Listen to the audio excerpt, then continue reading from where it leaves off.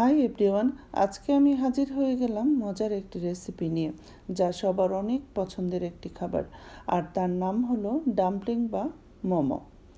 এক একজন এক এক নামে ডাকে, কিন্তু জিনিস একটাই। Welcome to my channel easy রান্নাবান্না।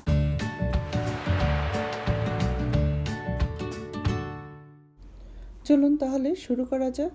প্রথমেই একটা মিক্সিং বোলে 2 কাপ ময়দা নিয়ে নিচ্ছি। তার মধ্যে দিয়ে দিচ্ছি স্বাদ মতো লবণ। ভালো করে মিশিয়ে নিয়ে পানি দিয়ে একটা শক্ত খামি তৈরি করে নিচ্ছি। আমরা সাধারণত যেরকম রুটির খামি তৈরি করি সেরকম করতে হবে। এখন এটাকে সাইডে রেখে দিচ্ছি 10 মিনিটের জন্য। এখন আমি ভেতরের ফিলিংটা তৈরি করে নিচ্ছি। তার জন্য নিয়েছি হাফ কেজি মুরগির কিমা। কিমাটাকে ধুয়ে পানি ঝরিয়ে নিয়েছি। এখন এর মধ্যে দিয়ে দিচ্ছি হাফ কাপ পেঁয়াজ কুচি, 1 চা চামচ গোলমরিচের গুঁড়া, 1 চা চামচ আদার গুঁড়া, 1 চা চামচ জিরার গুঁড়া, অল্প ধনে পাতা, 2 চা চামচ সয়া সস, 2 টেবিল চামচ মেয়োনিজ দিয়ে ভালো করে মিশিয়ে নিচ্ছি।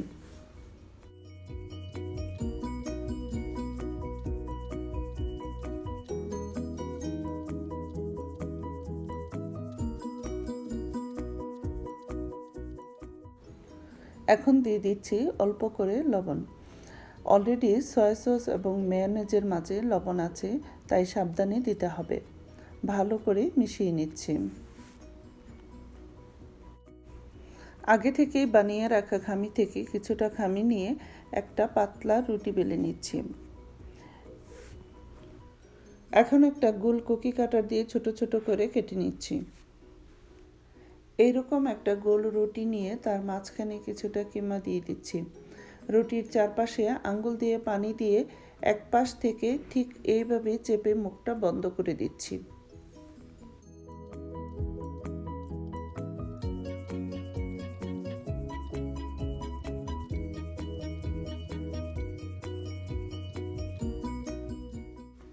আমি আরেকটা বানিয়ে দেখিয়ে দিচ্ছি।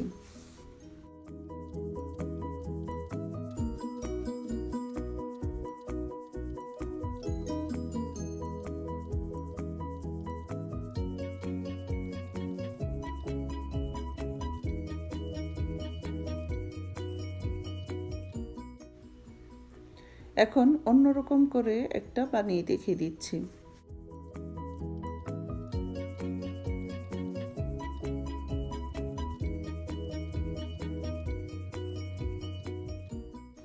এইভাবে আমি আমার সবগুলো বানিয়ে নিচ্ছি। আমার বানানো হয়ে গিয়েছে। এখন এগুলোকে ভাপে সিদ্ধ করব। তার জন্য একটা পাতিলে কিছু পানি দিয়ে গরম করে নিচ্ছি। পানি গরম হয়ে গিয়েছে। এখন এর মধ্যে এরকম একটা স্টিমার পাতিলের মধ্যে বসিয়ে দিচ্ছি।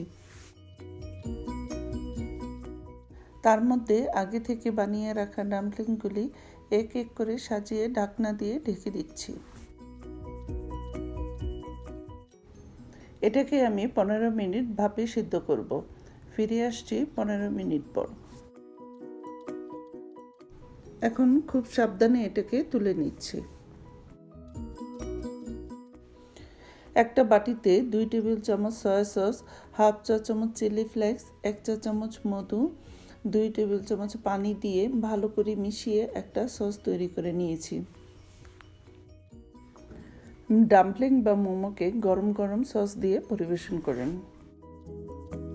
আশা করি আমার আজকের রেসিপিটি আপনাদের ভালো লাগবে। প্লিজ আমার চ্যানেলটি সাবস্ক্রাইব করবেন। যদি আমার রেসিপিটি ভালো লেগে থাকে, লাইক অ্যান্ড শেয়ার দিতে ভুলবেন না এবং কমেন্টসে জানাবেন কেমন হলো। আজ এই পর্যন্তই। আবার দেখা হবে নতুন কোনো রেসিপিতে। সবাই ভালো থাকবেন। আল্লাহ হাফেজ।